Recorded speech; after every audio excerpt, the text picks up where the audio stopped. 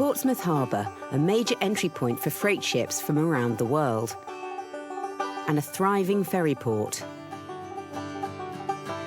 It's these docks that provide the inspiration for local team teachers Justin Baker and Christopher Smith.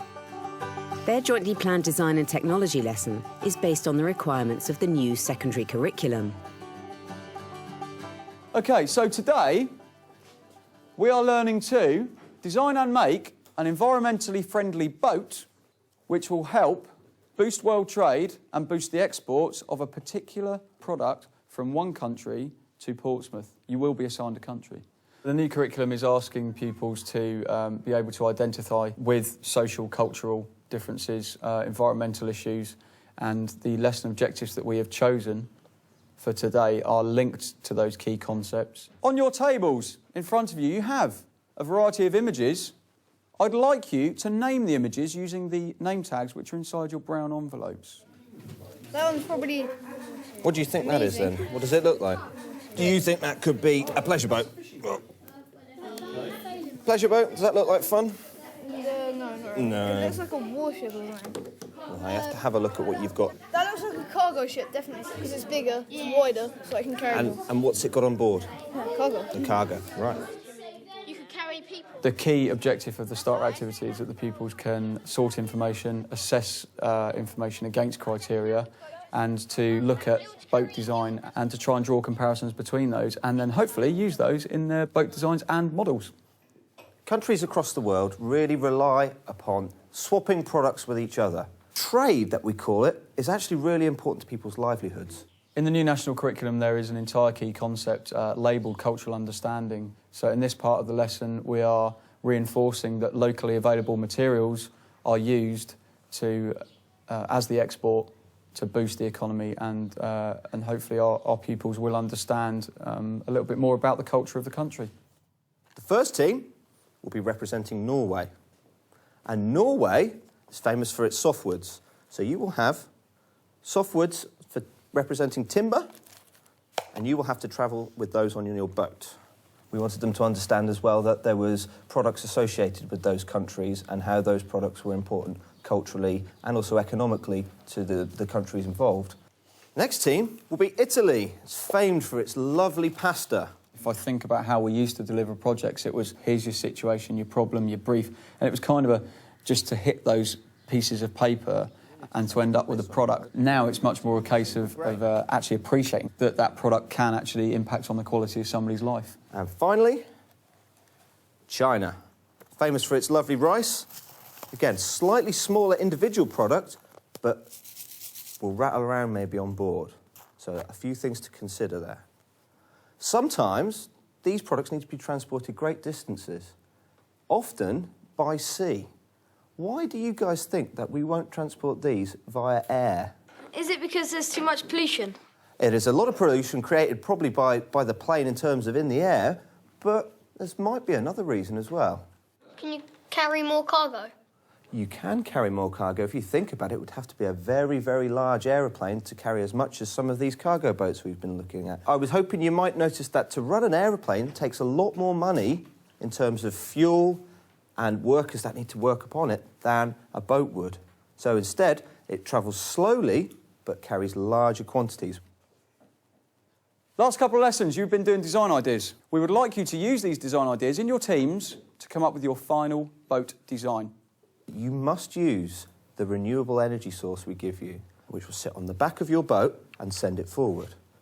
A consideration... But before they start, the pupils get to check out the boat their teachers designed earlier. Mine's always black to match my attire. Oh, no! Oh! It's off. Yours is always thin and a bit not very good. A bigger nudge. A bigger nudge.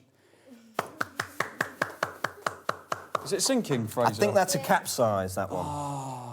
Hopefully what the pupils will learn from my boat is that there's some very, very, very key points that are missing, such as that there's no real buoyancy inherent in the design. It's about showing the pupils that weight distribution is quite important. If you can have as much surface area lifted off the water as possible, that's quite advantageous. Are you ready? Yes. Your 30 minutes begins now. So is this the design we're going to go with? Yes. Yeah? We decided to go with this one. Because it's got quite a large space to put spaghetti in it, because we're Italy. We want pupils to be able to go back to the starter part of the lesson, to look back over those boats that we looked at and pick out parts of the style, parts of the design, any mechanical advantage that they could take from those examples and then apply them via the teamwork to their own making. Team Italy have chosen to go with the catamaran style, having picked up on maybe some of the local transportation, like the fast cat, which goes across to the Isle of Wight. I feel this is definitely an influence on their design. That boat doesn't have the carrying capacity needed. It hasn't got as big a carrying capacity as that one, but it's got a far bigger one than that. You said that the legs, I would call them, would not have much of an impact because I would have to attach the propeller. They would. Chris was instantly the dynamic leader. And the others in the team, I think, were quite happy to allow Chris to lead them. What I tried to do was to get the rest of the team to actually make a bit more contribution. At the moment, I'm not really sure you're working as a team. Chris, I think maybe we might need to take a little bit of a backseat. Why don't we do like a catamaran, but it's really pointy? What, like that one? Yeah, but make it a bit more and pointy. Okay, let's get going, people. There's some very strong personalities within China. For these, to make more, we could get some of like the wood or something and put it along the sides, because then we can hold more and it won't fall out. Yeah. They did ask early on, could we actually make our cargo holders taller so we can fit more in? Which was good. That showed a sort of vision and extension on trying to fit more than what they could. Well, you're going to, what, Ella? And you're going to go out? All like that? Like that, yeah. Yeah, but how are you going to stick down? You can make the flagpole shorter if you like. I don't know, something. I don't think they chose the materials too well. They probably could have spent a bit more time thinking about processes that they were using. What method of joining are you using? Blue tack. Blue tack? OK. Blue tack to hold the cargo in, with the cargo being rice as well, is probably not the best idea. The other alternative is to use the pin to come through the tray into the wood. Be very careful that if it does go through the other side, that you are aware of that and that you are planning to do something about that sharp edge. And the solution was? We could put, like, blue tack on. Blue tack. Blue tack was the answer every time. So you're actually marking out accurately on the wood where to drill the holes so that when you put the two halves together, they match up. Yeah. I'm impressed. That's really come together in the last few minutes, hasn't it? I like the fact that the cargo had an impact on the buoyancy of the boat and that it was evenly distributed. I saw them measuring where it was going to fit. Yeah. Why are you cutting your cargo down? Well, originally, the sticks are too big to fit in the container. Right. So if we cut them in half, they fit perfectly. So you can get more volume in. Excellent. Good idea. I like that.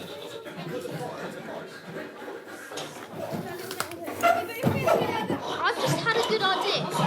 Well, if we get poles, not necessarily round ones, but stick them in the back, and then make them rather wide, and attach the propeller to that, we'll have lots of space to spin. Yeah. Is that a good idea? Yeah. That's plenty of okay. So yeah, there and there. Okay. Perfect. Do that one. It won't go in there. We just put the pin through it. It just snapped our actual cargo box. We're just trying to think of a way Trying to put as much blue tack as we can to make it stay strong. We need to do other sides now. You need to do those two. Wait until we actually put it all together because we've got to lift it up. No, that's just the We've thing. got to hammer it. I think maybe they focused too much on the cargo and maybe not enough on getting the propulsion system right and allowing enough space for the rudder to flex and go left and right in order to propel it forward. See if you can turn it. Well, let's do it then. Put it there, then it won't hit the propeller. Let's do it. Watch your hand. We need to all try and stick all the things that have fallen off it back on. OK, guys, if you are ready, if your team is ready, just sit down nice and quiet. Can we stop working now, Norway? Stop working. Let's have you over by the channel. The moment of truth, and China are first to launch off. Against the back. 3, 2, 1. Oh! It's still going. Still going? Still going? I tell you what, if I wanted rice for my dinner and I lived in Portsmouth, I'd be a bit upset if it got to me soggy. What distance do we have there? 56. 56. Well done. Italy. Are you ready, kids? 3, 2, 1. Go! Ah. Yes. So, how far have we got here? Let's measure again. 67. 67, I agree with that. Right, and our final team today is Norway. Like not too far. Is that far enough? Yeah. You sure? I'd say that much. Yeah. Yeah. Everyone agree that much? Yeah. Does it flow? Yeah. I hope it does. Okay. 3, 2, 1. Go! Oh. I've got 82. 82, Mr. Smith. 82 Yeah. and a half. And that was Norway. Norway were successful because in the actual race, their team leader, Chris, had made a decision that he really wanted the boat to be long, I think, to gain a distance advantage, possibly, maybe a cynic would say. But as well as that, they also had the hooks very far apart. So in doing that, there was no obvious object that could get in the way of the propulsion system, so it wasn't going to get caught like maybe the other teams did. Yep. No But the distance travelled is not the only criterion on which the boats are judged. Then in teamwork, I thought they were excellent. yeah, they were pretty good, but I didn't think they were as good as these guys here. They Maybe we can I disagree. I think that was the best. What we did was we evaluated distance travelled, load carried. Yeah, the appearance of the boat was important as well as the teamwork. Thereby addressing all of the key points that, as a designer in real life, they would have to address in order for their product to be successful.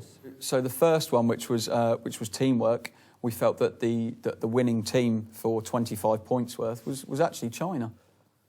We next awarded points for the cargo carried, or how much they tried to carry. We felt that the team from Norway did spend a bit more extra time trying to chop the cargo up to fit. The quality of the boat build was an interesting one. I really rated the Italian boat because of the nature of the catamaran design. Before the winners are announced, the pupils get the chance to assess their own performance. How well did we perform as a team? I think we performed really good. At the beginning, it was a little bit rough, but towards the end, we performed really well. And it shows in how our boat came out and how it did. It went a bit at the wrong angle, didn't it? I think we needed to think of a better way of attaching these, or even using, in the end, I think it would have actually been better to use those woods instead of the thicker woods. OK, ladies and gentlemen, can we have the quiet, please? OK, in third position today, can you give them a humongous clap, please, for Team China? Our second place team today is Team Italy. And finally, our winners today. Oh, you know, it's Team Norway. Well done. Give him a clap. He's bringing the boat up. The new design and technology curriculum is extremely important because we're trying to teach today's pupils to become more culturally and socially aware. Good job. And become creative problem solvers that can actually make a difference in the life and well-being of other people.